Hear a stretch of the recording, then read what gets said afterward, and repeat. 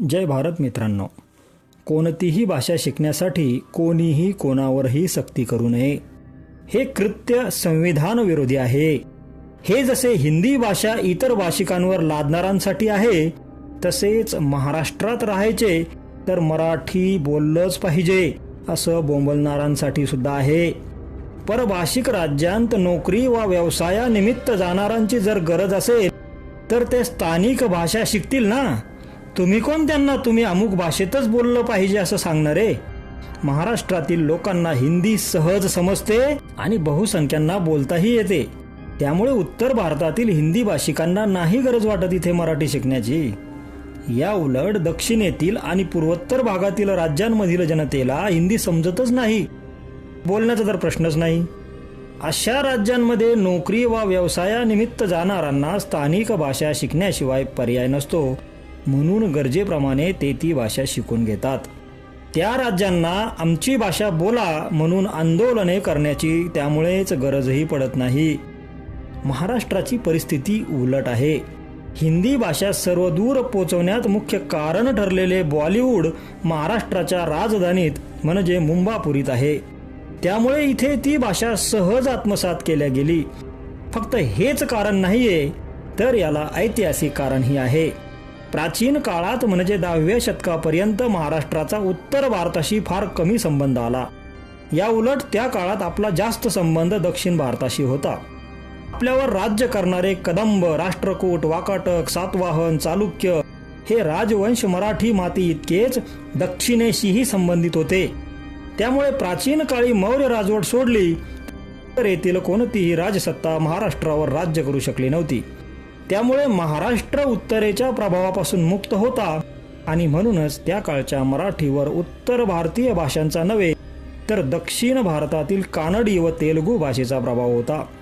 इतकेच नव्हे तर मराठी भाषा ज्या मोडी लिपीत लिहिल्या जाई ती लिपी सुद्धा कानडी वळणाची होती.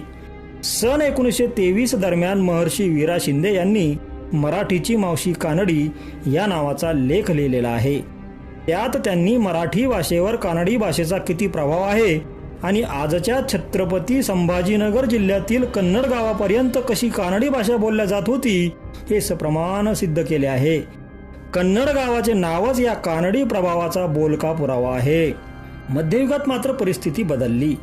अल्लाउद्दीन खिलजी याने सन 1296 साली महाराष्ट्रावर हल्ला केला आणि तेव्हापासून ते ब्रिटिश आमदानीपर्यंत महाराष्ट्र मग उत्तरेतील राज्यकर्त्यांच्या आणि आपसुकच त्यांची भाषा, संस्कृती व परंपरा यांच्या प्रभावात राहिला. या इस्लामिक राजवटींसोबतच सुफी संत आणि इस्लाम यांचेही आगमन महाराष्ट्रात झाले आणि इस्लाम कबूल करणाऱ्यांनी नंतर उर्दू मिश्रित हिंदी या भाषेचाच मातृभाषा म्हणून स्वीकार केला. आज महाराष्ट्रात जवळपास 12 ते 15% मुस्लिम जनसंख्या आहे जी हिंदी उर्दू बोलते. दुसरे असे की स्वातंत्र्यानंतर बॉलिवूडचे प्रस्थ वाढत गेले आणि त्याबरोबरच हिंदी भाषेचा प्रभावही वाढत गेला. पूर्व विदर्भातील नागपूर, भंडारा, गोंदिया जिल्ह्यातील मोठ्या भागात हिंदी बोलल्या जाते. ब्रिटिश राजवटीत हा भाग मध्य प्रांताला, ज्याला सेंट्रल प्रोव्हिन्स अँड बेरार असे म्हटले जाई, जोडलेला होता आणि नागपूर ही मध्य प्रांताची राजधानी होती. त्याचाच हा परिणाम आहे. या सर्व कारणांमुळे आज तर वस्तुस्थिती अशी आहे की मुंबई, पुणे, नाशिक, नागपूर सारख्या शहरांमध्ये 2 मराठी माणसंही भेटली ते सहज हिंदीत बोलतात. त्यांच्यावर कोणी बळजबरी करतं म्हणून ते बोलत नाही, तर हा राजकीय व सांस्कृतिक प्रभावाचा परिणाम आहे.